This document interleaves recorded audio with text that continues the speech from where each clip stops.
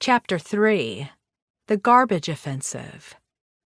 The young lords may have seized the stage at Tompkins Square Park to demand a free Puerto Rico at the July 26, 1969 commemoration of Cuba's revolutionary experiment. But their show didn't stop there. Their vision and objectives remained a work in progress. Weeks earlier in June, the young lords began to test their ideas before a more exacting audience, the people of East Harlem. For them, clean city streets were a more urgent matter than the independence of Puerto Rico. The first grassroots campaign, launched by the newly formed network of activists, suggested that they were listening to neighborhood residents' grievances and simultaneously asking broader questions. What they called the garbage offensive demanded adequate neighborhood sanitation services, but implied much more. It channeled the spirit of the Tet Offensive of a year earlier, a turning point in the Vietnam War. During Tet, guerrillas of the National Liberation Front quit the countryside and stunned the U.S. military with surprise attacks in urban areas where television cameras captured the violent reality of war for the first time in history. The young lords' imaginative title tendered a global analysis of the social problems they observed around them. The group's juxtaposition of an issue as unremarkable as sanitation with the era's most dramatic military operation underscored the relationship between the common problems of Puerto Ricans in East Harlem and the larger crisis of colonial rule the world over. In a creative approach to organizing in East Harlem, the young lords mounted a nonviolent urban guerrilla campaign in which, in their words, "we would hit and run, block to block, talking and spreading politics as we went, dodging the slow-moving pigs sent to crush any beginning Boricua movement for freedom." The garbage offensive was the laboratory within which the young lords developed an approach to local organizing that adopted the model of community service institutionalized by the War on Poverty. But the offensive also enlarged the model's social impact through the simultaneous deployment of civil disobedience, political muckraking, and the symbolism and vocabulary of the era's defining decolonization struggles. Theory and praxis.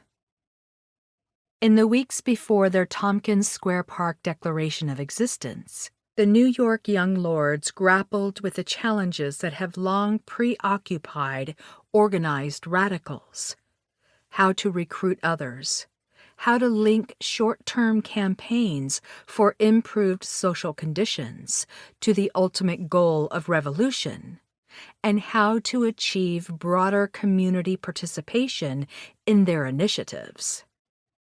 Juan Gonzalez, who had been one of the leaders of the Columbia University strike in 1968 and who had done 30 days in prison in June 1969 for his continued disruption of campus life at Columbia a year later, explained, "When we were meeting in the Sociedad del Albizu campus, there was all this debate over how do we build a revolutionary organization. Do we do study groups? Do we get involved in electoral politics? The debate was over whether you build a political movement through debate, discussion, and education, or do you build it through some concrete actions that affect people's lives." The young lords chose a combination of political education and direct action. The group's decision to build an organization beyond the college campuses, where many of its leaders developed as organizers, demanded that it put its finger on the pulse of East Harlem.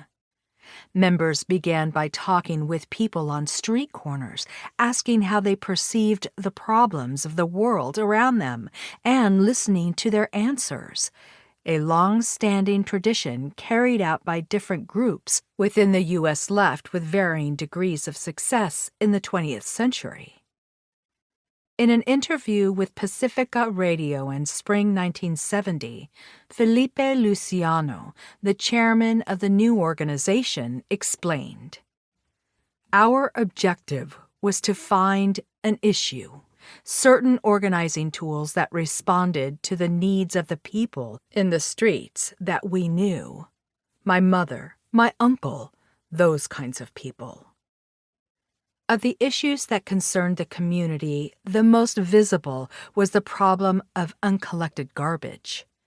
Members of the East Harlem Photography Workshop, one of the three groups that came together to form the Young Lords, had zeroed in on this problem with their cameras in the months before the garbage offensive. However, if the Young Lords were to build a revolutionary organization among poor and working people, their challenge was to go beyond identifying grievances by fusing revolutionary theory and daily praxis. The group of about 15 to 20 young men and women who initiated the garbage offensive were reading texts on imperialism and decolonization that had restructured the political ideas of the left around the world. With the advent of decolonization wars throughout Asia, Africa, and Latin America at the end of World War II, the center of gravity in revolutionary theory and politics now emphasized the role of Third World peasant armies engaged in guerrilla war. Guerrillas organized themselves into small, mobile forces that fought a war of ambush, booby trap, and quick field gun barrage, a tactic of baiting the enemy with surprise attacks and stealth retreats. Guerrilla war was developed to avoid direct military combat with the modern military war machines of their colonizers. It became known as the only strategy that poor, colonized countries could employ successfully in the fight against colonial domination. The shift away from the predominantly white industrial working classes of Europe and the United States, the major early 20th century protagonists of revolutionary change, upraised by the Bolshevik victory in 1917, was observed in the literature read by the Young Lords and their counterparts in the New Left. Their readings also addressed the new strategy as well as the impact and legacy of colonialism on people engaged in rebuilding their societies.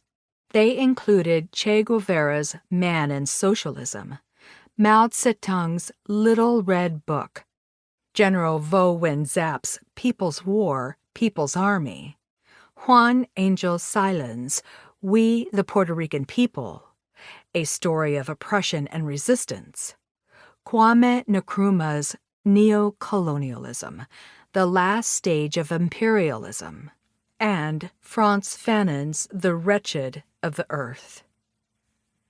According to Gilbert Colon, who was introduced to the group through his cousin Pablo Guzman, we read anything we could find on the colonial situation in Puerto Rico. We also read newspapers like The Guardian. It was like a quest. You read something that led you to something else. From Fanon, I remember Wretched of the Earth. I remember Black Skin, White Masks. A lot of stuff in that vein. It was a major challenge to apply in the U.S. urban context political theories that had developed in colonized societies with sizable rural populations engaged in guerrilla war. The question was how to connect the revolutionary analysis of these readings to struggles for social reforms. Chairman Luciano suggests that the Young Lords were cognizant of the pitfalls of talking about armed struggle, but never really being able to legitimize that idea among the masses of people. From their meeting with Chacha Jimenez, the New York radicals got practical advice on how to get started. Influenced by Chicago Black Panther leader Fred Hampton, Chacha stressed that in order for larger numbers of people to become involved in the project of changing society, they needed to see examples of concrete actions toward that end, to have their consciousness raised through observation and participation. The notion that the masses can learn about and test out socialist ideas through engagement with activities modeled by revolutionaries in the community. Variants of this concept had a long history among Marxists, but during the 1960s, they were absorbed quickly when the Black Panther Party began to disseminate the pocket-sized Little Red Book, a collection of Mao's quotations on building a revolutionary party.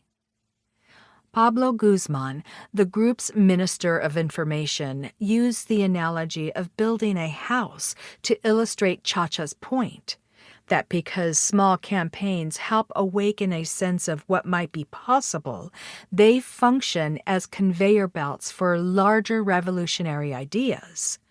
Something happens to their consciousness once they get involved in doing. Somebody can theoretically explain how to build a house, but until you actually take a hammer and nails, you really don't know what they're talking about. In the process of winning small victories, the idea of taking on larger structures becomes a real prospect. The young lord's initial forays in the community demanded courage. Guzman recalled the feeling. To walk up to some strangers and just start rapping and give 'em a leaflet. That's frightening shit. But as Guzman explains, the young lords acquired mettle when they convinced Felipe Luciano to join. Felipe had certain characteristics of discipline and toughness and a certain kind of leadership that we needed. It was like, "My name is Felipe Luciano. How are you doing? We're with the young lords. You should worry about Puerto Rico. Puerto Rico is in bad shape. The barrio is in bad shape. You know why the barrio is in bad shape?" I mean, we were like, "This guy is out of his mind." He was like, "Talk to this person over there. Talk to that person over here." And that's what we needed. As the nascent network cohered, Luciano emerged as the organization's most dynamic public persona. Luciano had a natural talent for articulating the grievances and aspirations of poor and working-class Puerto Ricans. He also had his finger on the pulse of the streets, which the young lords were intent on influencing. Luciano grew up in Black American neighborhoods in Brownsville, Los Angeles, and East Harlem. His father, Joseph Luciano, was not decidedly political, but had strong feeling on race, and his people were nationalists from Puerto Rico. His mother, Aurora Olmo, was Pentecostal, bathed in the blood of Jesus, speaks tongues, and raised me that way. On the issue of race, Luciano remembers that he grew up hearing that black was beautiful, but not from a black power standpoint. He goes on, "I grew up around blackness. I never saw it as foreign. I didn't have one parent who was light. I've always seen blackness in my life, so I never saw it as anything else but gorgeous. My mother's gorgeous to me, my father is gorgeous to me, and negritude was always described to me in the most glowing terms." His oratory developed early in life. His parents had a tremendous facility for language, both read extensively. His mother fostered an inquisitive mind in him, and he developed a love of learning through a junior high school teacher, Ethel Shapiro. She exposed him to Shakespeare and Hemingway and determined that he would learn Yiddish and Judaism. But Felipe lived a dichotomous life. Once outside, Felipe beat people up, even got involved in stabbings. And though he never killed anybody or saw anybody die until much later, this was part of the ritual, the rite of passage, of young black men like him. At around 12, Luciano began to hang around the Canarsie Chaplains, a gang he describes as an extensively black American with Puerto Rican overtones, because it was from Canarsie, an Italian stronghold where you could not play the black Puerto Rican game. On a night he hid away in Carnegie Hall at a Gregorian chants concert, a rival black American gang broke code and beat his brother unconscious. Luciano recalls, "When I saw my brother like that, I knew exactly what my destiny was. I made the call. I got prepared." A fatal fight ensued. Luciano and 6 of his friends were arrested. Of the 3 who were found guilty, Luciano was convicted of attempted manslaughter in the 2nd degree in 1964. With the help of mitigating testimonies from teachers and rabbis, Felipe got 5 years, a lenient sentence. Within 2 years, he was released for good conduct and recruited by the Harlem Anti-Poverty Agency, HARU Act, which recognized his creative talent and urged him to apply to college through the SEEK program. He matriculated at Queens College, began to experiment with poetry, and was invited to join the Last Poets. The Black Power-era poetry troupe's spoken-word recitations prefigured hip-hop. As part of his Harlem-based creative work, Luciano began to lead provocative political workshops that attracted intellectuals and activists, including leading figures of the Black Power movement like Stokely Carmichael and H. Rap Brown. Months earlier, Mickey Melendez had attended one of Felipe's performances, introduced himself, and pulled Pablo Guzman into the conversation. Recognized as the poet with street cred, for whom talking to both grandmothers and tough young men came easy, Felipe was elected chairman through consensus in the days before the group's coming out in Tompkins Square Park. Organizing on behalf of the people. As the group continued its street conversations with the people of East Harlem, its members found the answers they were searching for. In an interview conducted by young Lord Iris Morales, the director of a 1995 PBS film on the Young Lords, Luciano explains humorously, "So we're on 110th Street, and we actually asked the people, 'What do you think you need? What do you need? Is it housing? Is it police brutality?' And they said, 'Muchacho, dejate de todo eso, la basura.' Listen, kid, forget about it. It's the garbage." And I thought, my God, all this romance, all this ideology to pick up the garbage? But that's what they wanted. A special series on blight in East Harlem, published in the New York Daily News, corroborated the residents' stories. It described as a horror the tons of rotting garbage and structural abandonment that characterized the 40-square-block zone of East Harlem, where the Young Lords were most active. According to the journalists, the 160 streets covered by the survey were rarely swept, had only 6 garbage receptacles, and had uncollected garbage lingering for days and weeks at a time. A major factor in the web of social forces fueling this epic garbage accumulation was the neighborhood's population density and housing crisis. East Harlem was 50% more densely populated than other neighborhoods in Manhattan. The problem was even more acute block by block. Since East Harlem had a disproportionate share of the city's condemned housing units, over 90% of its residents were crammed into 60% of the neighborhood's residential areas, the majority of which housed dilapidated tenements that failed to meet legal standards set by the New York State Housing Act of 1901. In addition to yielding higher concentrations of household waste, East Harlem's built environment was itself littered with industrial-scale waste that included 107 abandoned buildings and 55 empty lots in a 160-street radius. These functioned as freelance dumping grounds and rat-infested repositories for all manner of refuse, from rotting carcasses of animals to bicycles, boilers, washing machines, furniture, metal drums, and other discarded bulk.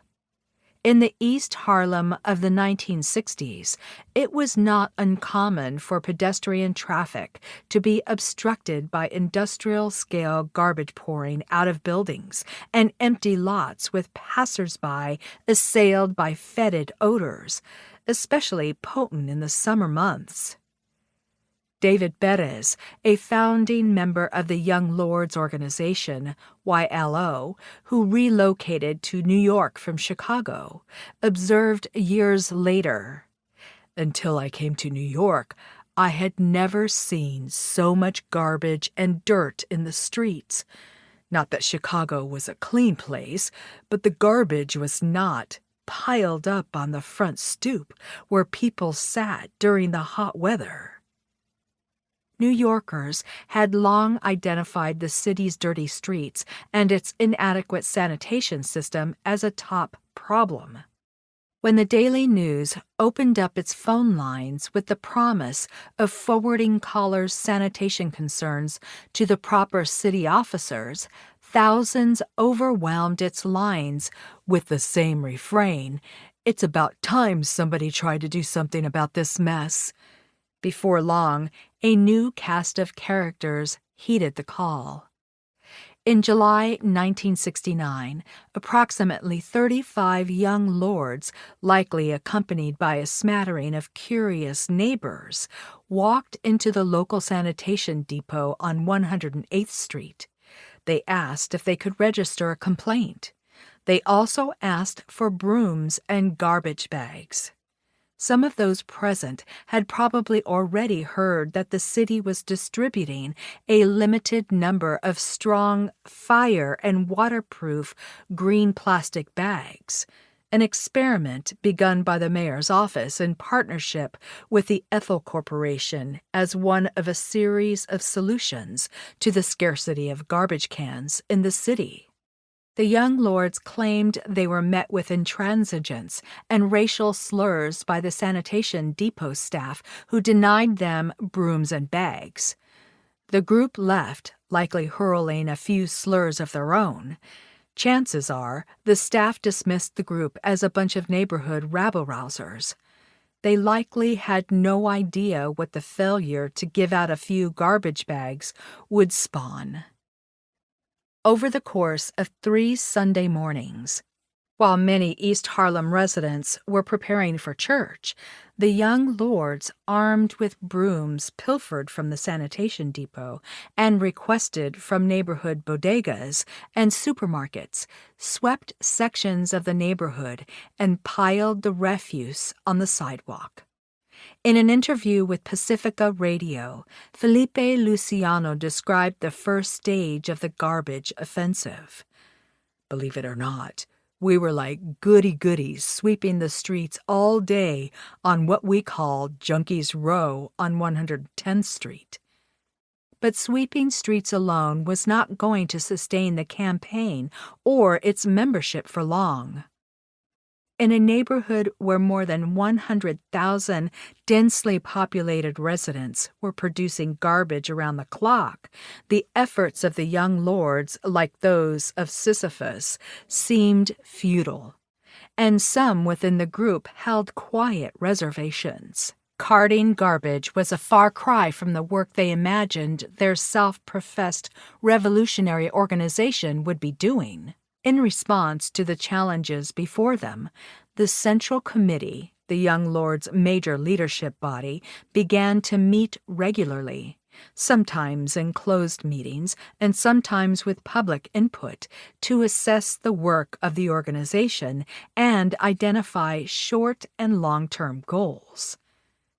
Although not immediately evident to all their members, the young lords' street sweeping and garbage carting allowed the community to get to know them, even as it raised eyebrows. Residents were curious about the purpose of their actions, the meaning of their purple berets, and the message of their button, which featured a fist holding a rifle with the Puerto Rican flag as its background, with the words, "I have Puerto Rico in my heart," in Spanish. Passers-by asked, "What church are you all with?" or assumed they were with the mayor's Urban Action Task Force. Other more politically discerning residents wondered whether their anti-establishment rhetoric and dress signaled a possible connections with the Black Panthers, whose presence in the city had been seriously thwarted in spring 1969 by a large police roundup that falsely accused 21 Panthers of plotting to blow up government buildings. Getting their hands dirty in the community softened the young lord's image and offered an organic entry point that allowed them to engage in political discussions in the process of addressing concrete neighborhood problems. Guzman recalled that the garbage offensive allowed the young lords to rap with the people of East Harlem about the revolutionary changes going on in society at large, and then to connect those changes with the need to make revolutionary change in the immediate society around them, right now. In a way, it was fitting that these young, downwardly mobile Puerto Rican militants, the first in their families to go to college with the expectation that they would become professionals, began with a community service campaign. But even as political rhetoric and dress disavowed the traditional markers of success, they presented their newfound political theories in the cultural language of Puerto Rican migrants.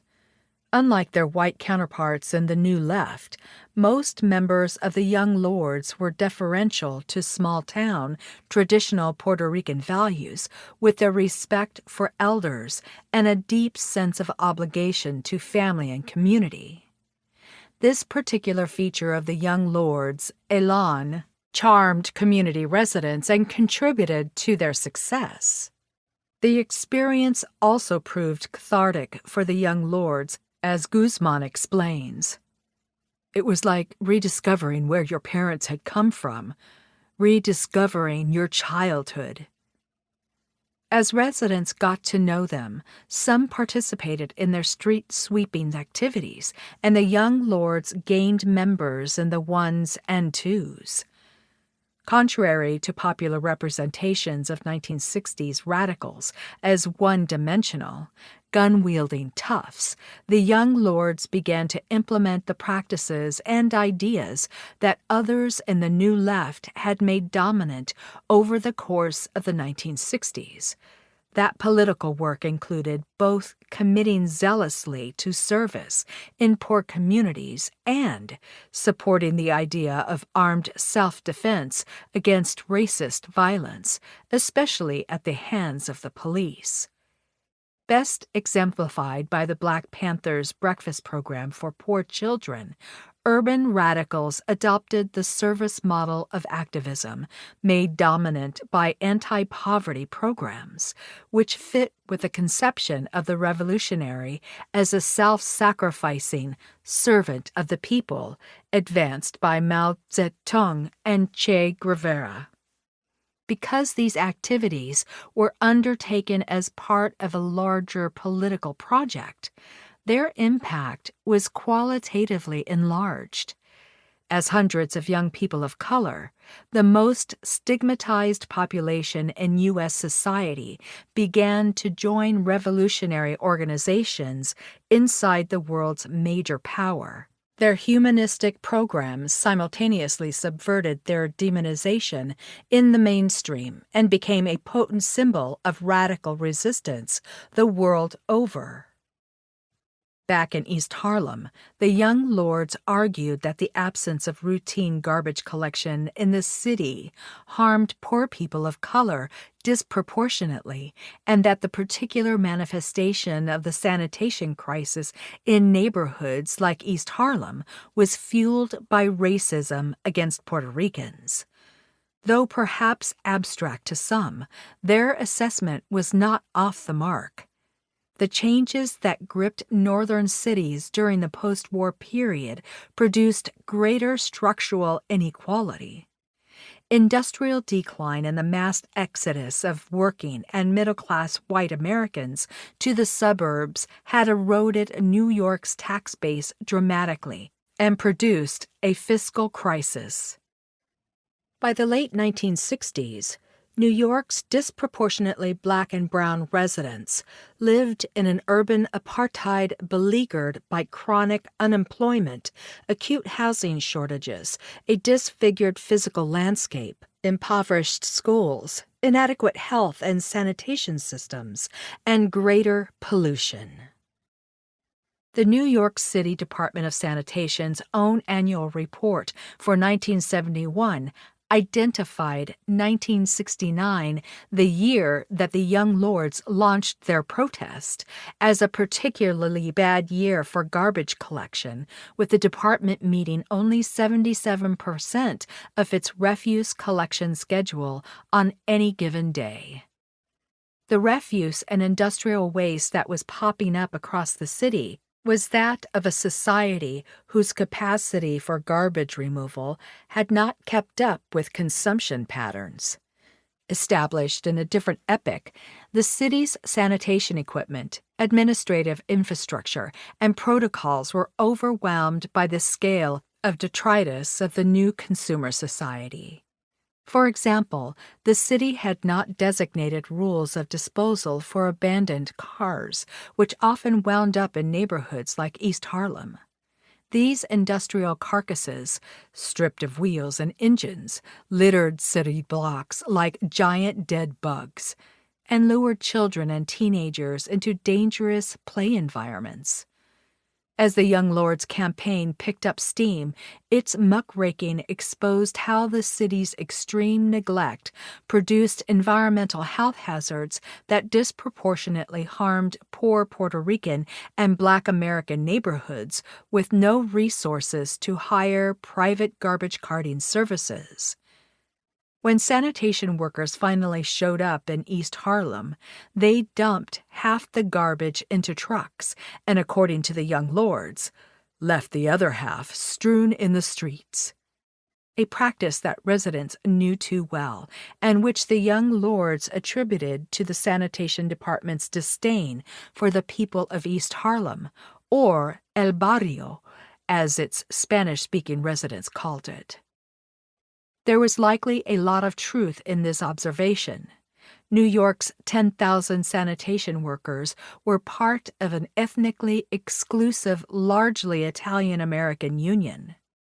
A year earlier, they went on strike despite generous contract terms in comparison to those of other city unions. The sanitation men's walkout was motivated by the rebellious spirit of the late 1960s social movements, but they also seemed to have struck against the growing economic insecurity augured by inflation and the changing racial composition of the city's working class.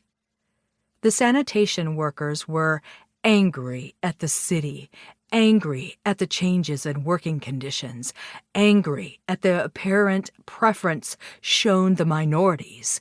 They felt like second-class citizens, which the term garbage man used to describe them and their work suggested, and wanted to strike almost for catharsis. From their vantage point in the suburbs, East Harlem's structural woes were barely visible. Up close, the neighborhood was shamefully dirty, a place where residents didn't own their homes or care about their community. As we have heard, suburbanization, struggles over school integration, and the creation of an independent civilian review board of the police intensified white reaction to the social and economic aspirations of Black Americans and Puerto Ricans in the 1960s. Practicing civil disobedience.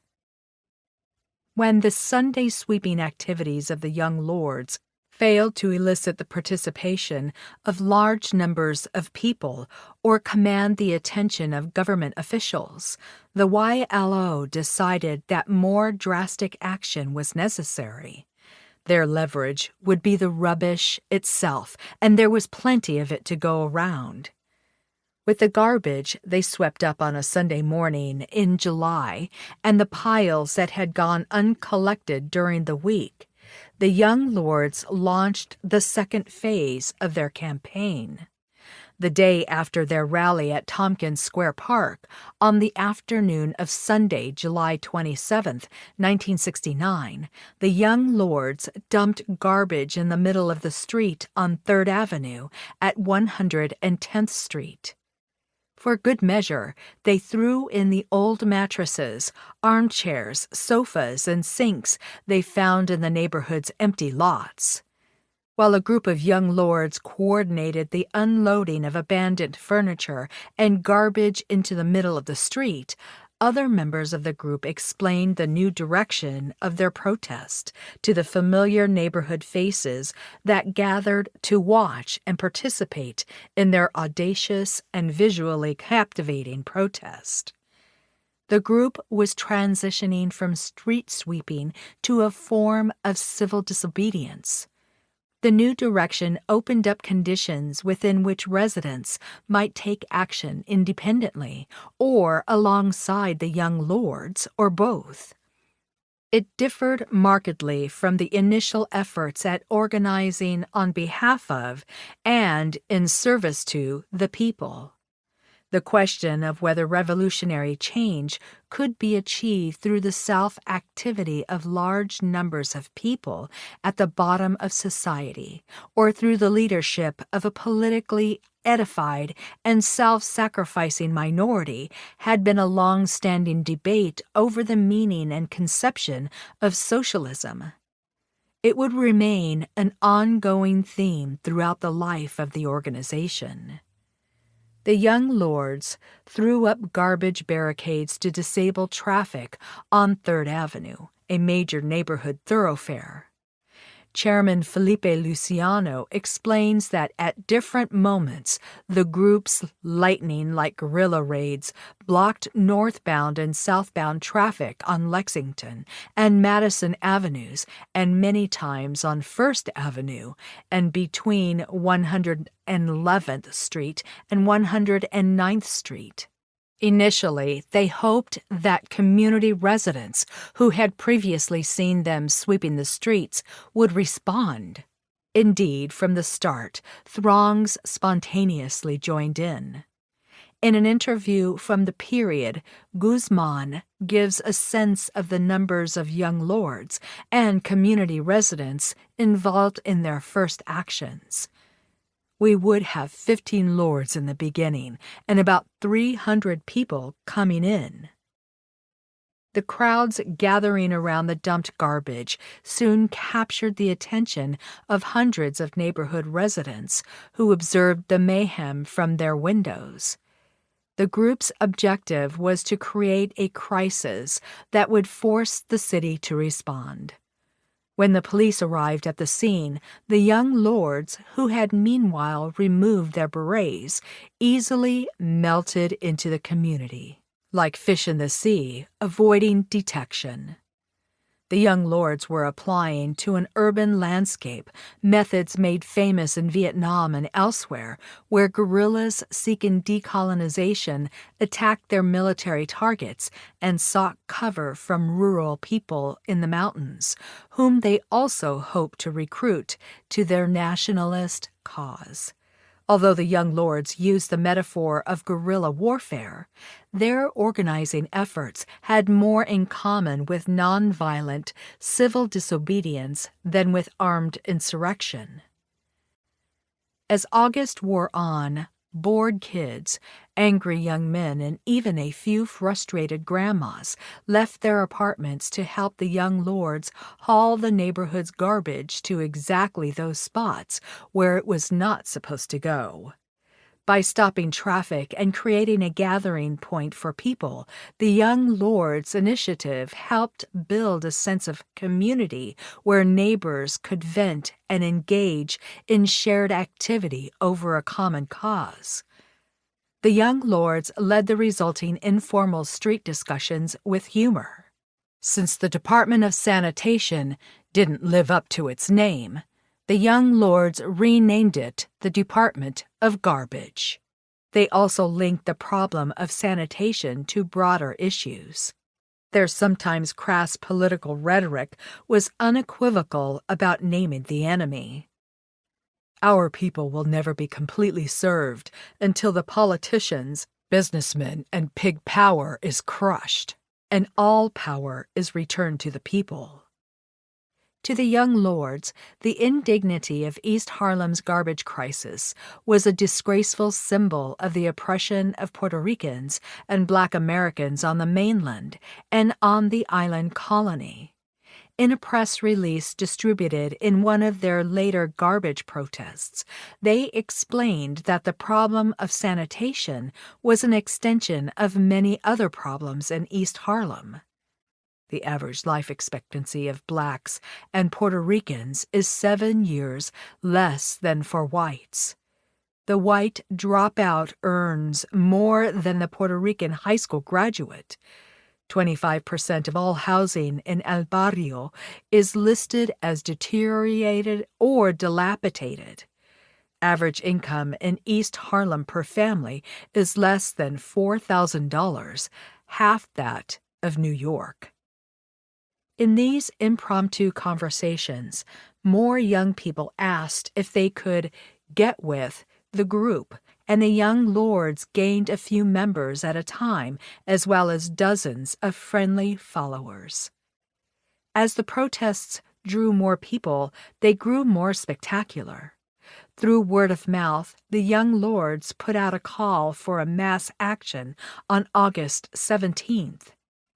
On that night, as young lords assembled the garbage at the intersection of 110th Street and 3rd Avenue, crowds gathered and grew quickly. Some of the onlookers pushed the protest in a new, more flagrant direction.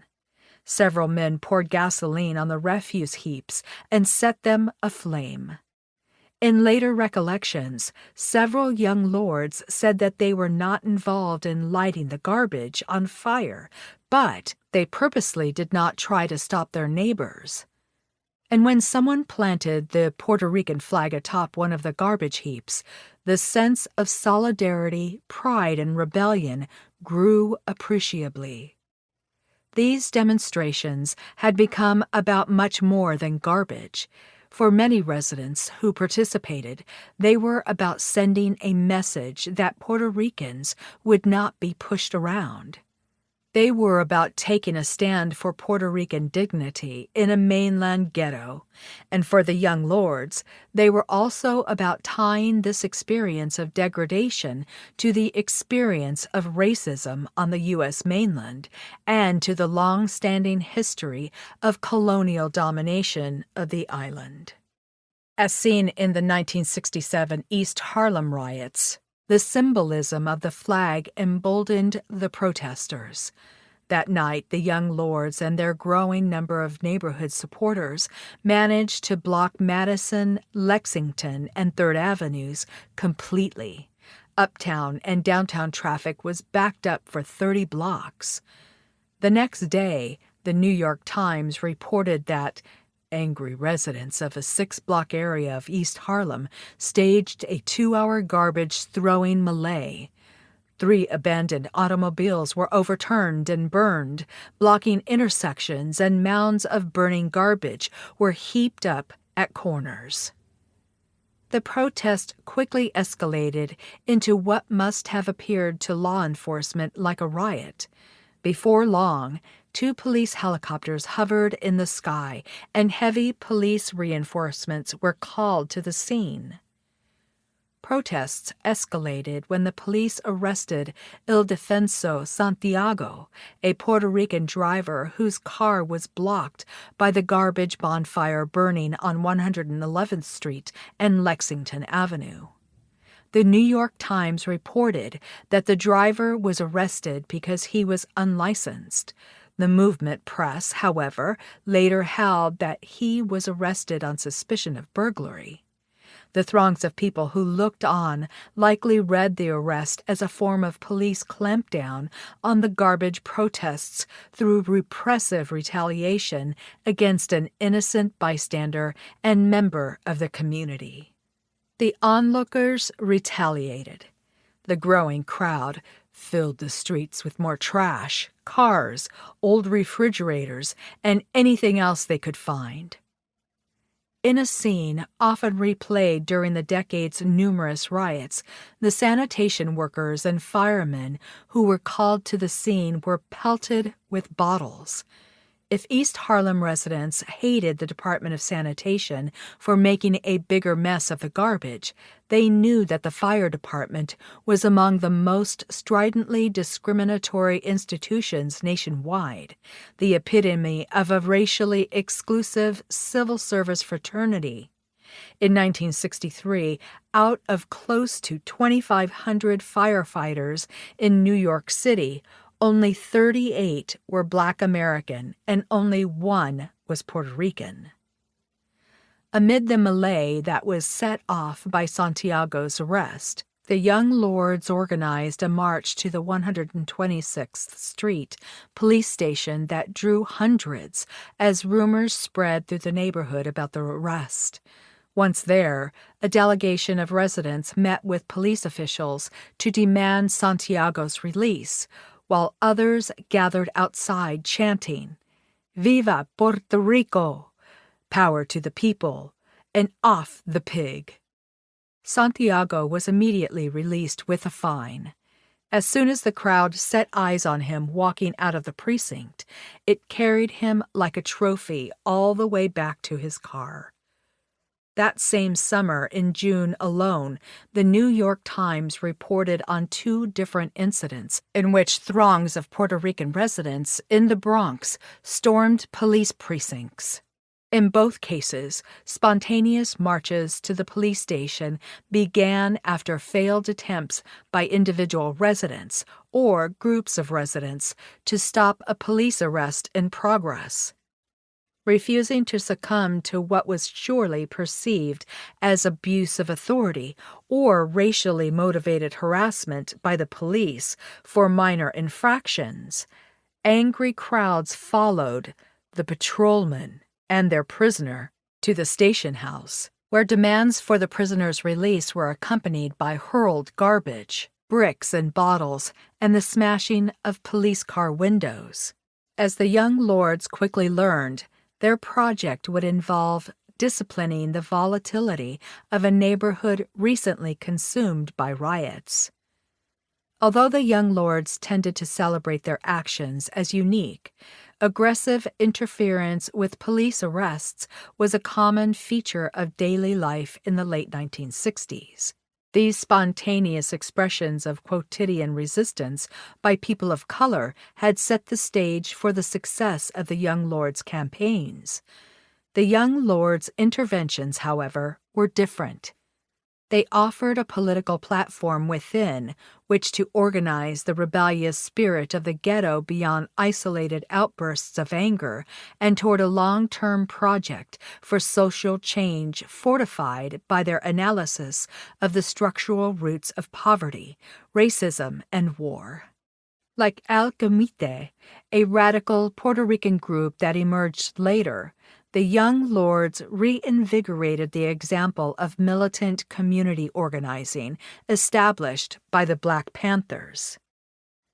The very next day, on August 18th, the Young Lords returned to the neighborhood to continue to consolidate relationships with the people with whom they had bonded over the liberation of Ildefonso Santiago from the police station. This time they held a rally, an open mic, where residents spoke, and a number of Young Lords articulated their aims more explicitly.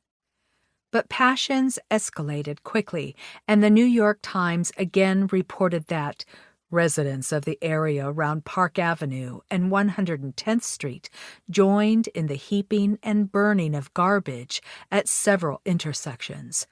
Several abandoned cars were overturned and burned, traffic was blocked, and heavy police reinforcements were called to the area to protect sanitation men, who were again called to cart the garbage from the middle of the street. Once the lighting of the fires began, the Young Lords scrambled to figure out how to respond and how to avoid getting arrested. Their campaign had hit a nerve, and they were connecting deeply with the community's rebellion against the indignity of living in filth. Guzman told the New York Times, "We don't want violence for violence's sake, and we don't want to dump garbage in the street. But if we have to go through a mountain of red tape, if there's never any action by the city, then we have no choice." The group conducted its hit-and-run garbage dumping routine from the end of July through the early days of September. Their new bold approach, coupled with the familiarity of a traffic-stopping routine in which they engaged almost daily in August 1969, set the stage for the inventive militancy that defined the Young Lords during their most productive years. Its chairman summed it up as the deployment of basic techniques of urban guerrilla warfare: flexibility, mobility, surprise, and escape. Demands against environmental racism. Tensions were already emerging within the organization about the direction these actions were taking. David Perez, for example, was uncomfortable with the garbage burning. He was concerned about the possible negative impact the arson might have on the community's perception of the Young Lords. But members had set off a process larger than themselves. The garbage offensive was an all-consuming affair, and most members had very little time and opportunity to figure out what they believed philosophically about the turn of events. There were also more dangerous fires that needed to be extinguished. The YLO leadership suspected that they had been infiltrated by police provocateurs, who were pressing the crowd to prematurely cross the Madison Avenue Bridge to the Bronx, where they would be isolated and could be vulnerable. While the Young Lords were committed to brash militancy, they were not out to incite rioting. A series of demands drafted and printed by the Young Lords for distribution at their August 18th rally give a sense of how the group gave definition to and concretized the ongoing garbage protests. Read out by Luciano at the rally, the Young Lords' first articulation of formal demands around local grievances was the following: that the sanitation men come pick up garbage each day, including Sunday. That sidewalks and gutters be kept clean each day. That the city grant a minimum of 10 more trash cans for every block and 10 brooms for every block association. That the city hire more Puerto Rican and Black workers. That sanitation men who do their job get a salary increase. No more payoffs from the people to the garbage men. Moderate for the time, These demands reflect the spirit and politics that defined the early New Left.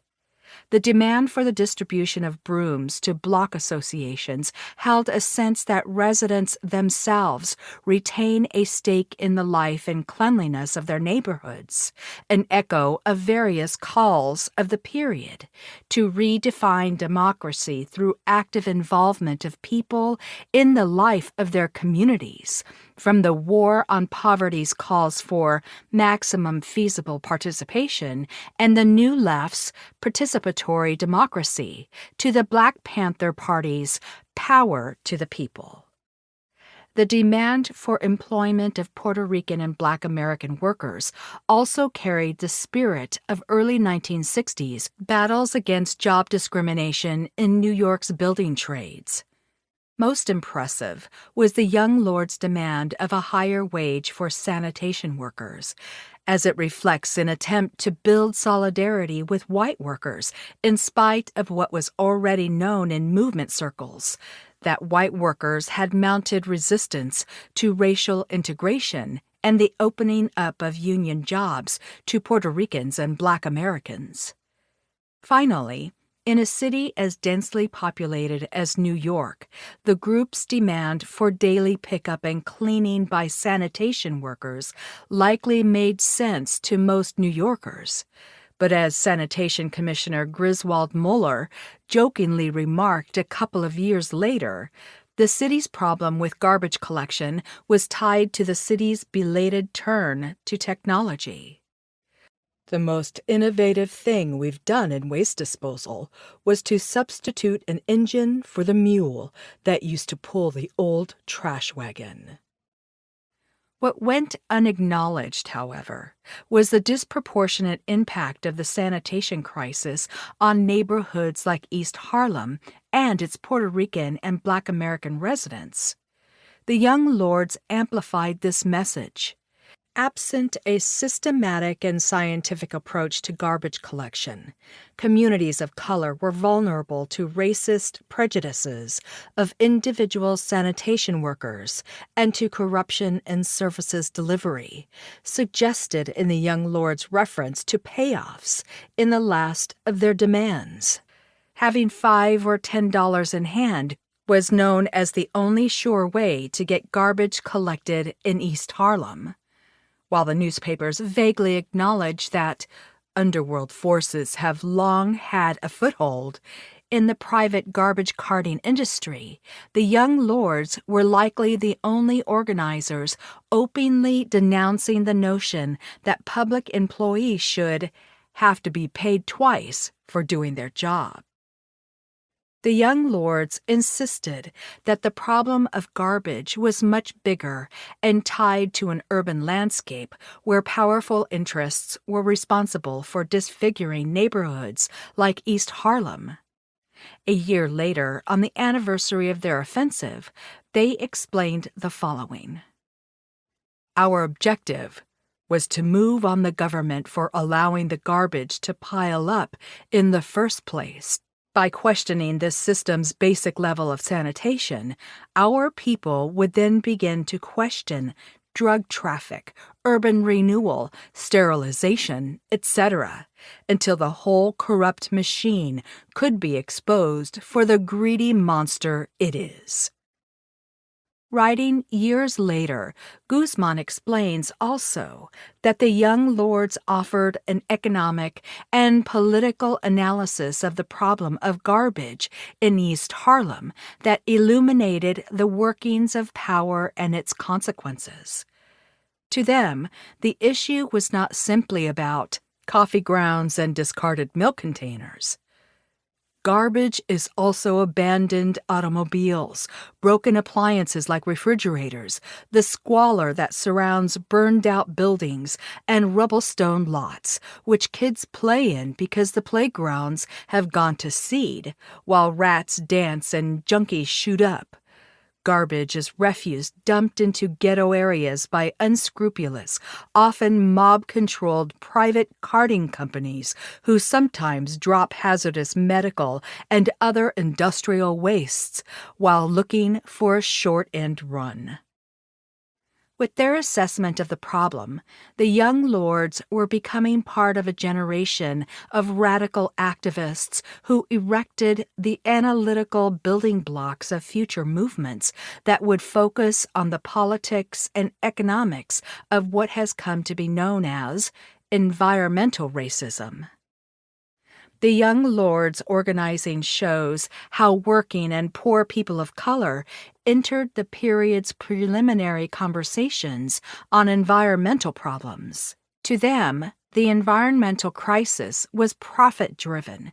Its hazards had consequences on human beings, and the indignities it produced in everyday life were felt disproportionately by the people in New York's decaying neighborhoods. The garbage crisis also epitomized all that was wrong with the way Puerto Ricans, the second largest racialized group in New York, were treated in the city. In their estimation, the failure to resolve issues as basic as sanitation was a form of racism, an indication that local government did not view poor people of color as deserving of municipal services. Throughout the summer, the Young Lords were somewhat of a mystery to the press, in part because they had avoided donning their berets at demonstrations. It wasn't until the August 18th New York Times interview with Pablo Yoruba Guzman that mainstream newspapers identified the Young Lords as the spearheads of the garbage-dumping demonstrations. The New York Times noted that the youth interviewed wore buttons showing a fist holding a rifle and containing a Spanish phrase that translated, "I have Puerto Rico in my heart." But the newspaper's interview with an established anti-poverty leader, Vicente Hernandez of the Betterment Association, raised questions about the group's aims and its criticisms of established anti-poverty groups. Hernandez asked the reporter, "How do we know what they stand for, what their aims are?" It appeared that the Young Lords were already raising eyebrows among some leaders who feared that these upstarts might be gaining ground in their territory. For its part, the police reported that the Young Lords were a new group about which little was known other than that, every once in a while, they pop up. Although the Young Lords were unknown to some, hundreds of local residents had joined the 6 demonstrations they organized that summer, the most successful of which obstructed traffic for 30 city blocks. During these days, several groups around the city held demonstrations around the same issue, including a group of parents in Brooklyn who protested the infestation of rats in their neighborhood. The protests continued through the early weeks of September, and the incineration of garbage heaps by residents of East Harlem, often acting independently of the Young Lords in one of Manhattan's major connecting points for commuters, continued to create pressure on the city. At the height of the Young Lords' combined garbage demonstrations, the New York Times reported that dirty streets may be the third issue in this year's mayoral campaign, behind the 2 racial issues, crime and welfare. Garbage politics, from above and below. The success of the garbage offensive was due in part to its timing. As the Young Lords dumped garbage and attracted the press, the 1969 mayoral election race between incumbent Republican Mayor John Lindsay and Democratic challenger Mario Procaccino grew more heated. While the Young Lords did not focus on electoral politics, this time they got lucky. The visibility of the garbage offensive had advanced the issue of sanitation in public discourse.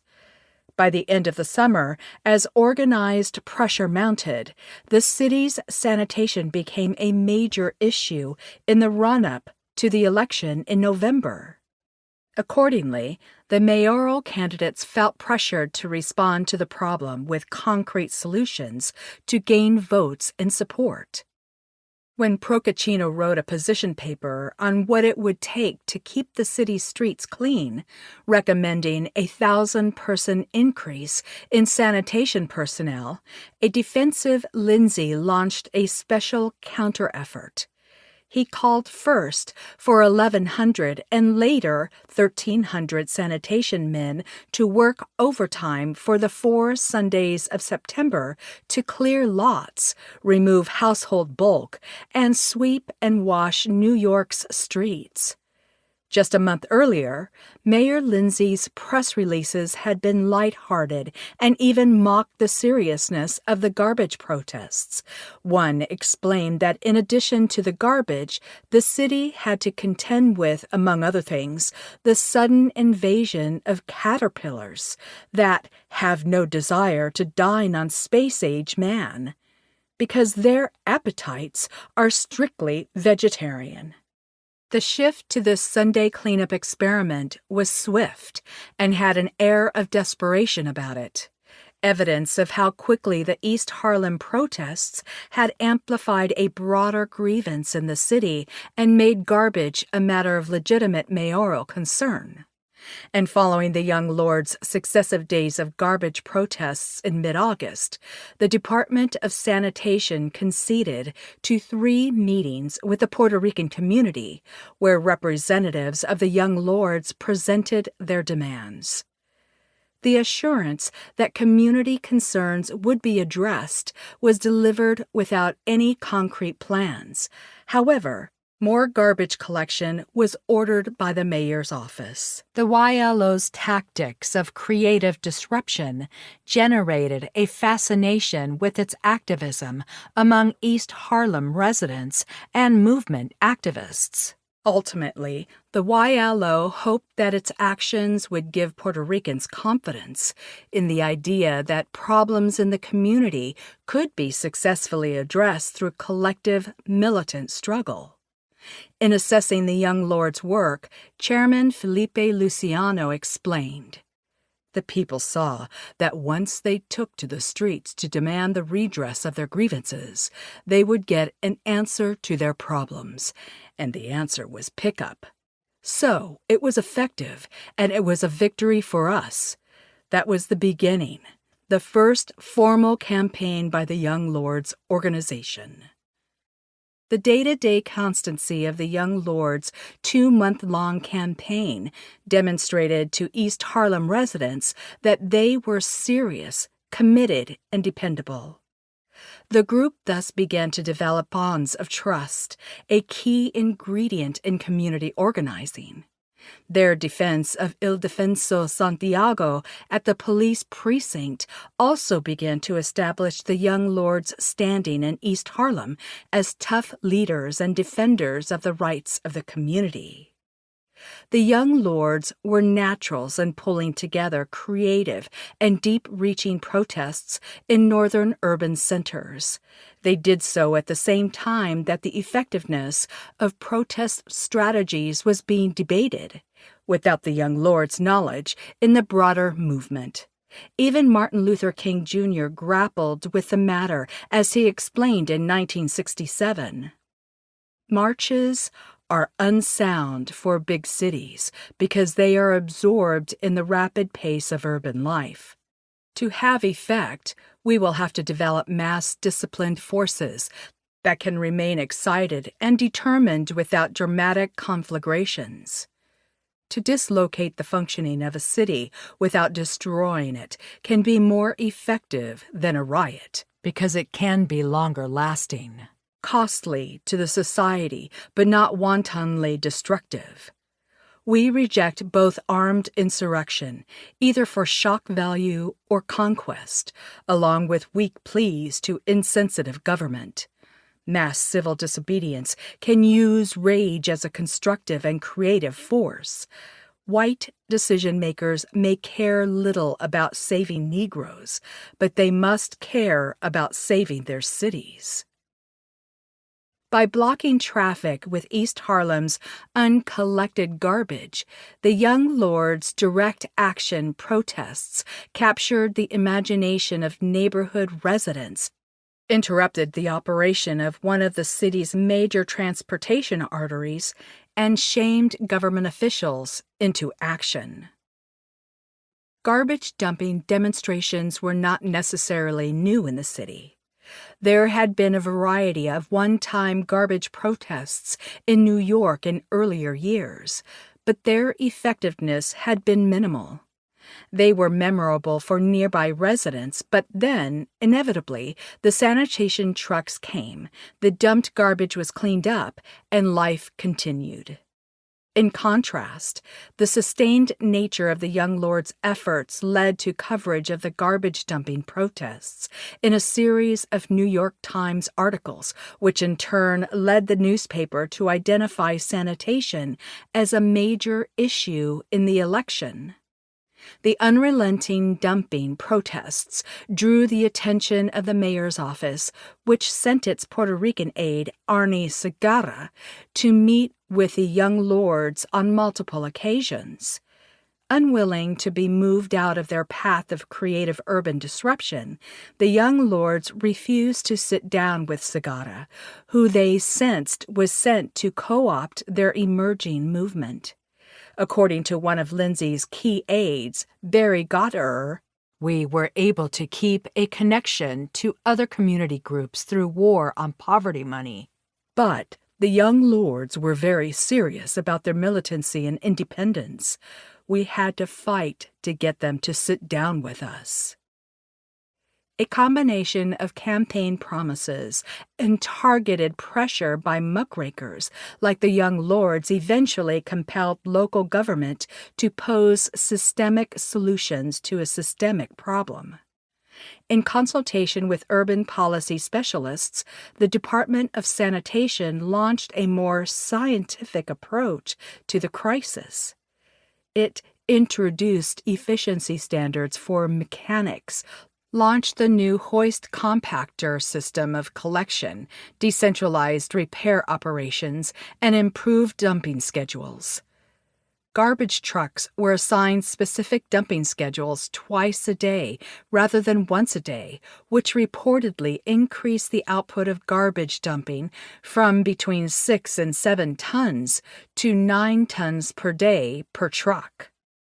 During this period, the department introduced the systemic use of plastic garbage bags rather than metal cans for the disposal of trash, which helped mitigate the strewn garbage that the sanitation men were infamous for leaving behind. According to the department's report, the garbage bags also saved time and wear and tear on their bodies because of the elimination of the double trip to the curb by the sanitation men. In consultation with the public, the department also overhauled its sweeper routes and schedules by switching from an undependable 3-times-a-week collection, which was stretching the department beyond its capacity, to a dependable and timely twice-a-week collection. The department made up for the fewer pickups by adding a thorough street cleaning and an improved bulk pickup service. In 1971, for example, the city came up with its current alternate side of the street parking system, which it then called an effective citywide parking enforcement program, meant to facilitate regular street cleaning. If in 1969 the department was only meeting 77% of its refuse collection schedule on any appointed day in 1972, this figure had gone up to 97.8%. A year later, in August 1970, Governor Nelson Rockefeller wrote a letter to Mayor Lindsay addressing the problem of solid waste collection and disposal. The letter announced an emergency urban cleanup program that would be financed by New York State. The governor explained that although sanitation is a responsibility of local government, I think we have reached the point where collectively we can no longer tolerate the accumulated refuse and rubbish that blight some areas of our large cities all over the state. Such conditions are serious threats to the health and safety of the people and therefore have become a matter of state concern. Following this initiative, however, in consultation with the Department of Health, the Department of Sanitation identified 186 blocks in the South Bronx and Harlem in need of emergency cleanup. These blocks were selected on the basis of field surveys that identified areas exhibiting acute problems of garbage accumulation and rodent infestation. Galvanized by garbage. On the surface, the young lord's strategic and irreverent campaigns resembled those espoused by Saul Alinsky, father of modern community organizing. But Alinsky had a narrow conception of community work. Labor journalist David Moberg captured its logic succinctly. Don't talk ideology. Just issues. Build organizations, not movements. Focus on winnable goals. By contrast, the young lords were hell-bent on bridging all of these worlds. The garbage offensive vested the newly minted New York chapter of the YLO with valuable experience. The group experimented with ways of linking local grievances to the fight for systemic change and in the process involved thousands of people in its urban guerrilla actions. Before long, the daily practice of members of the Young Lords linked the refusal of local government to resolve basic problems of city life to the logic, interests, and priorities of the larger structures of capitalism and colonial rule the world over. The contradiction between the two, they argued, could only be resolved through revolution. According to young Lord Juan Gonzalez, the garbage offensive was critical in making it clear to us that we had to be involved in concrete issues that affected people's daily lives, that you couldn't just proselytize about revolution without having some kind of impact on the day-to-day lives of people. That lesson was carried over to the lead poisoning, tuberculosis, and our work in the hospitals. In the words of radicals of the period, the young lords put their bodies on the line, evaded police arrests that could have hampered their continued presence and activism in East Harlem, and set an example for others to follow. As the garbage actions of the YLO received increasing local coverage by mainstream media networks, and as the group involved greater numbers of people in their protests, the young lords grew in size. Their effectiveness was observed immediately. As Gonzalez puts it, we could see it right away because people started saying, "Hey, I want to join." More and more people wanted to join, and they didn't necessarily all want to join for the right reasons. Some people had been in other gangs and thought, "Hey, this is an even better gang." We began to realize that this was touching a nerve. We easily tripled or quadrupled in size in a period of a few weeks. However, in addition to gaining new members and dozens of supporters who joined them in protest, including the group's martial arts instructor and important cadre Jose Pi Diaz, the young lords' urban disruptions also made them a target for surveillance by both the FBI and the New York Police Department. Both law enforcement agencies began to track young lord activities as early as June 1969. Organizing with determination and creative flair amid the heightened political pressures of an election season, The young lords positioned themselves not only to gain the respect of their community, but also to score a victory and raise their profile in the city. Within 3 months, the group had established organizing credibility through almost daily interactions with the people of East Harlem in the same blocks that years earlier had been one of the major sites of the East Harlem riots. The success of their first campaign gave the group a confident start that propelled its leadership to restructure the organization and take on greater challenges. In September, the group moved to formalize its presence in East Harlem by establishing a storefront office between 111th and 112th Streets and Madison Avenue. The young lords established a division of work whereby different members specialized in distinct areas of concern, such as community health and political education. These changes allowed the group to launch several campaigns simultaneously and involve larger numbers in the process.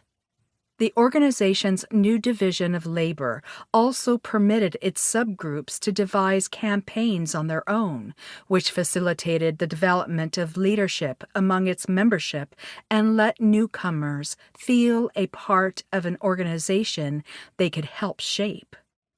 The Lord's Garbage Offensive challenges the maligned image of urban radicals as angry people of color who engaged in crazed and senseless attacks against a society that had begun to grant reforms, in the form of anti-discrimination legislation, for example. Rather, the Garbage Offensive speaks to the kind of humility and dedication that was a hallmark of young lords organizing, and by extension of late 1960s urban radical politics. In addition, in the public imagination, 1960s movements built by people of color, North and South, continue to be associated with grievances around racial discrimination and exclusion, narrowly defined. However, the Young Lords' garbage protest is but one example of the myriad of social and economic issues that animated activists of color in cities across the nation, especially those outside the South. But the campaigns of radicals such as the Young Lords combined protests of racism and its structural manifestations with links to broader social problems. In this case, their efforts raised standards of city services and government accountability and produced reforms that benefited people of all classes and races in New York. The Young Lords stood up against the idea that because the people of East Harlem were a predominantly colonized people from Puerto Rico, they could be ignored, pushed around, and treated like garbage by members of the sanitation department, the police, and local elected officials. Part of what the Young Lords built in East Harlem with their garbage offensive was an affirmation of the right of Puerto Ricans to be treated with dignity and respect.